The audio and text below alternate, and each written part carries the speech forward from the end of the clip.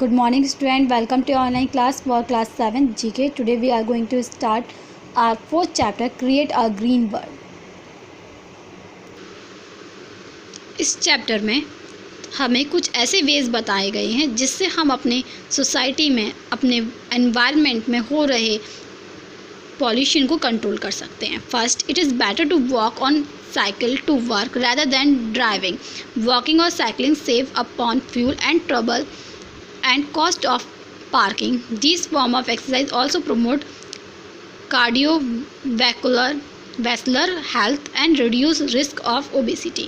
यानी कि अगर आप कहीं वर्क के लिए जा रहे हैं तो आप साइकिल या पैदल जा सकते हैं, ना कि ड्राइविंग के ज़रिए, क्योंकि ऐसा करने से आप फ्यूल भी सेव करेंगे, आपकी पार्किंग कॉस्ट भी बचेगी, साथ ही साथ आपकी बॉडी की हेल्थ भी बेटर होगी, आपकी जो मसल्स हैं वो बेटर बनेंगी और आपको ओबेसिटी की प्रॉब्लम भी कम होगी. Second, if driving is unavoidable, अगर ऐसा टाइम आ जाए कि आपको ड्राइविंग आप उसे इग्नोर ही नहीं कर सकते, आपको ड्राइविंग करके ही जाना है, काफ़ी लॉन्ग टर्म डिस्टेंस है, तो आप क्या करेंगे, आप एक नया रास्ता अपनाएंगे कि आप कार पुलिंग करेंगे. Car pulling in the sense कि कई लोग जब एक ही कार से एक कॉमन डेस्टिनेशन के लिए निकलते हैं तो इससे क्या होगा कि जो पॉल्यूशन है, क्योंकि जो डिफरेंट लोग, जो 5 डिफरेंट लोग एक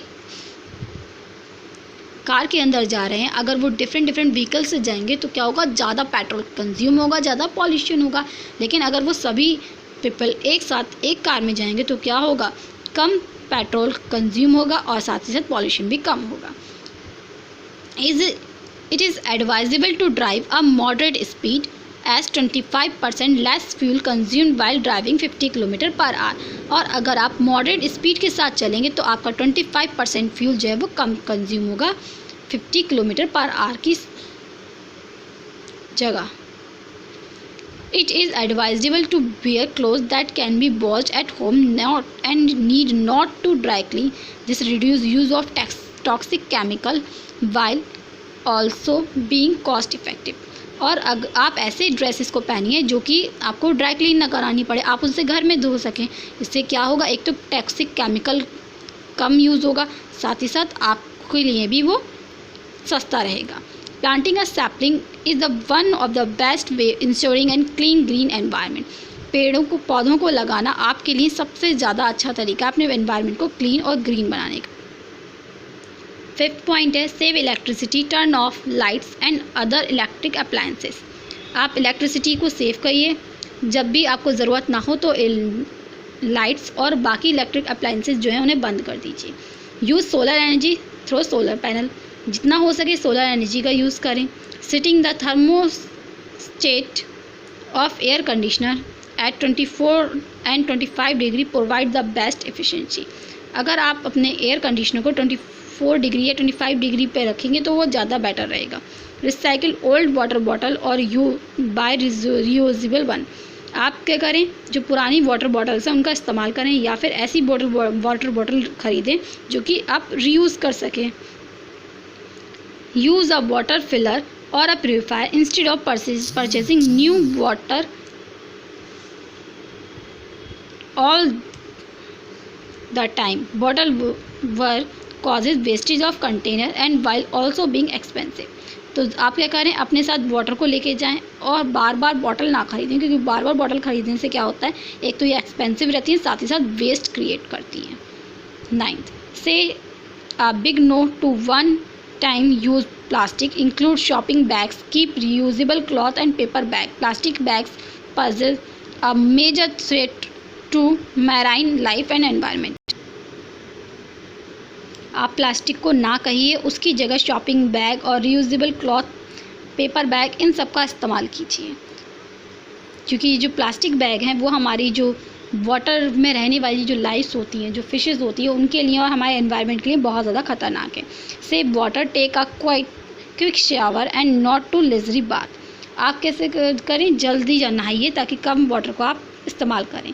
use rechargeable battery as much as possible. Rechargeable batteries का इस्तेमाल कीजिए जितना हो सके, unlike conventional battery that are thrown away after use. ना कि उन बैटरी का जो एक बार इस्तेमाल करके फेंक दी जाती हैं. These battery are not disposed of after a single use.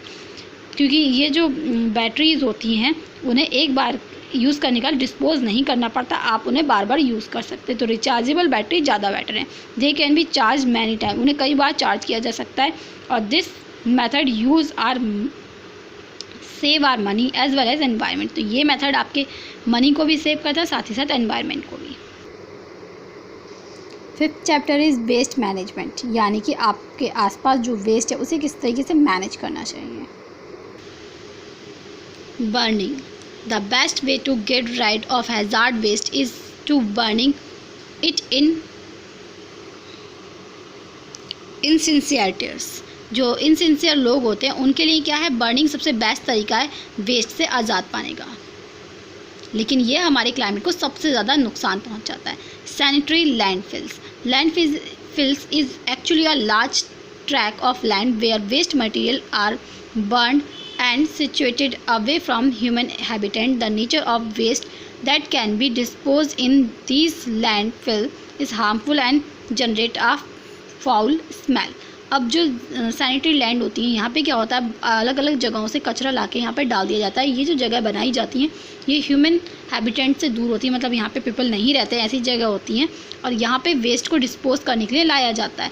अब ये जो सैनिटरी लैंडफिल्स में वेस्ट होता है, जब ये वेस्ट बहुत लॉन्ग टर्म के लिए यहाँ पड़ा रहता है तो वो क्या करता है, एक अजीब सी स्मेल क्रिएट करता है जो कि हम ह्यूमन बीइंग के लिए थोड़ी हार्मफुल रहती हैं। नेक्स्ट है रिसाइकलिंग। रिसाइकलिंग एक ऐसा प्रोसेस है जहाँ पे आप क्या करते हैं, एक प्रोडक्ट को रीयूज़ कर सकते हैं। Recycling is the process of producing new product from discard material, यानी कि आप एक डिस्कार्ड मटेरियल से एक नया प्रोडक्ट बना के तैयार करते हैं।